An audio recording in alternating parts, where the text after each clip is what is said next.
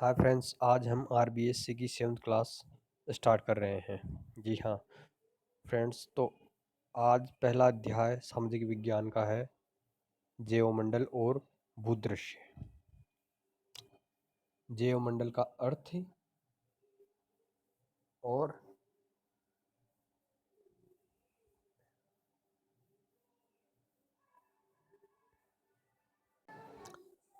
महत्व। हमारी पृथ्वी ही एकमात्र ऐसा ऐसा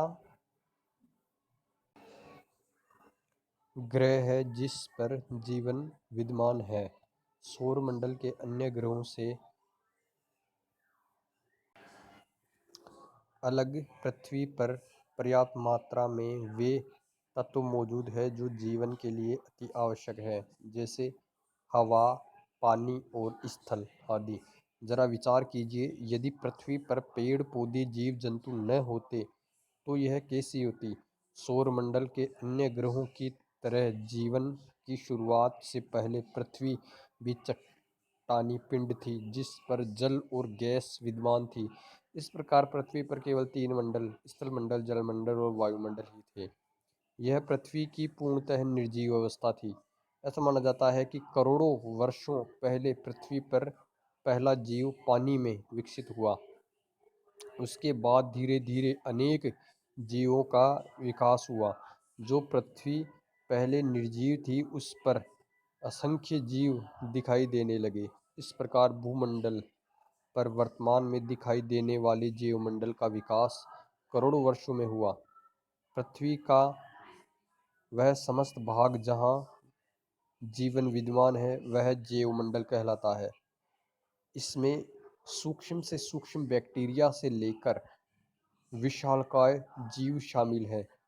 इसके साथ साथ विस्तृत और विविध वनस्पति, जीव जंतु और मनुष्य इस जैवमंडल के हिस्से हैं।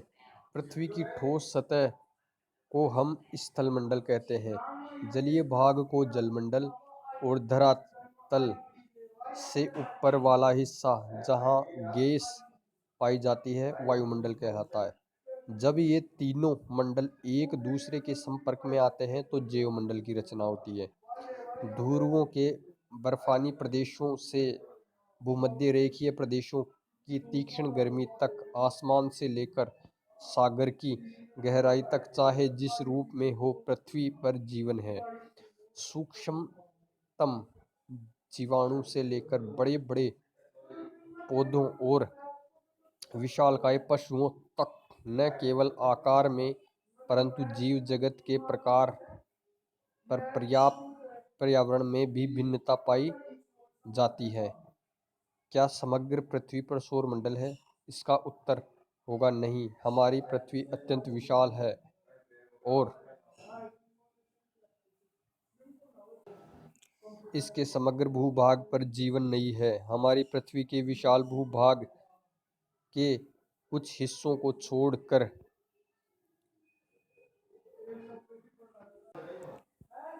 शेष पर जीवन पाया जाता है। पृथ्वी के जैवमंडल को वस्तुतः 3 बातें खास बनाती हैं जो अग्रलिखित है। सूर्य से पृथ्वी को लगातार ऊर्जा प्राप्त होती रहती है।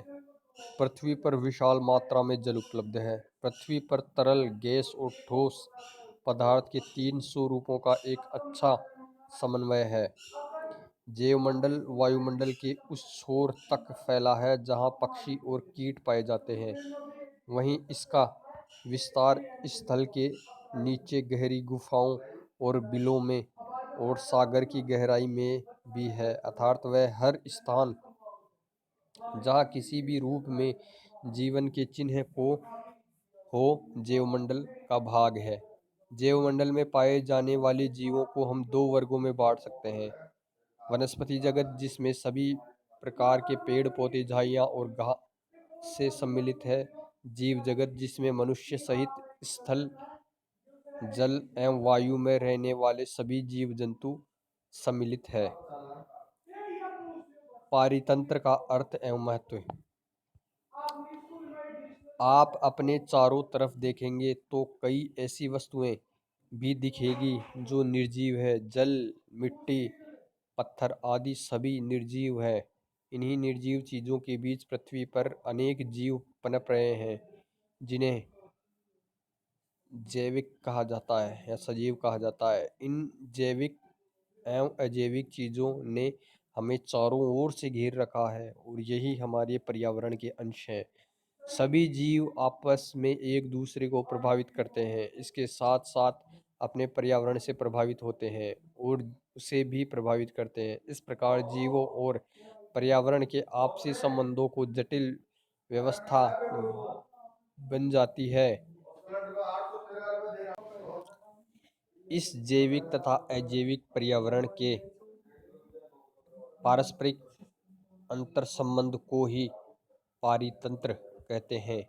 यह आकार में एक छोटे तालाब या अमेजन के विशाल वर्षावन के रूप में हो सकता है। यही नहीं, हमारी यह धरती भी एक विशाल पारितंत्र है।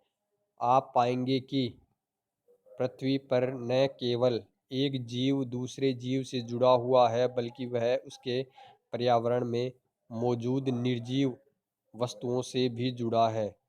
सभी जीव जंतुओं को जीवित रहने के लिए ऊर्जा की आवश्यकता होती है और यह ऊर्जा उन्हें एक दूसरे पर निर्भर होकर और पर्यावरण से प्राप्त होती है। एक जीव दूसरे जीव को अपना भोजन बनाता है।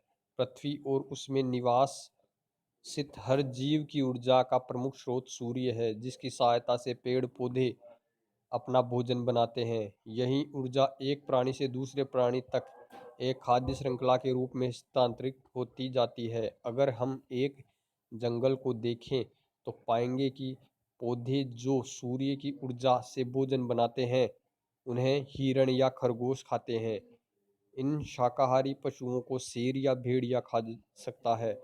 शेर या भेड़िए की मृत्यु के बाद उसके शरीर को अपघटक जीव मिट्टी में मिला देते हैं। यह एक सरल खाद्य श्रृंखला है। एक अन्य उदाहरण से भी हम इसे समझ सकते हैं। सूर्य की ऊर्जा से पेड़ पौधे अपना भोजन बनाते हैं तथा मृदा से पोषक तत्व प्राप्त करते हैं। पेड़ पौधे से एक कीट अपना भोजन प्राप्त करता है, उसी कीट को चूहा, चूहे को सांप एवं सांप को बाज खाता है। बाज को के मरने के बाद अपघटक जीव उसे मिट्टी में मिला देते हैं। इस प्रकार एक खाद्य श्रृंखला पूरी हो जाती है। वास्तव में क्षेत्र में कई खाद्य श्रृंखलाओं का एक जटिल जाल होता है, जिसे खाद्य जाल कहते हैं।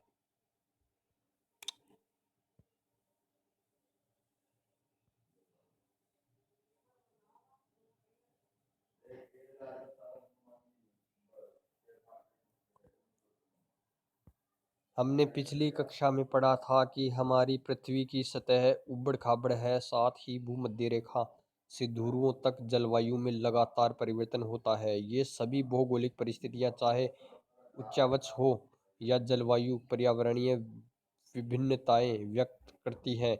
इन्हीं विभिन्नताओं के कारण पृथ्वी पर असंख्य जीवों का विकास हुआ है।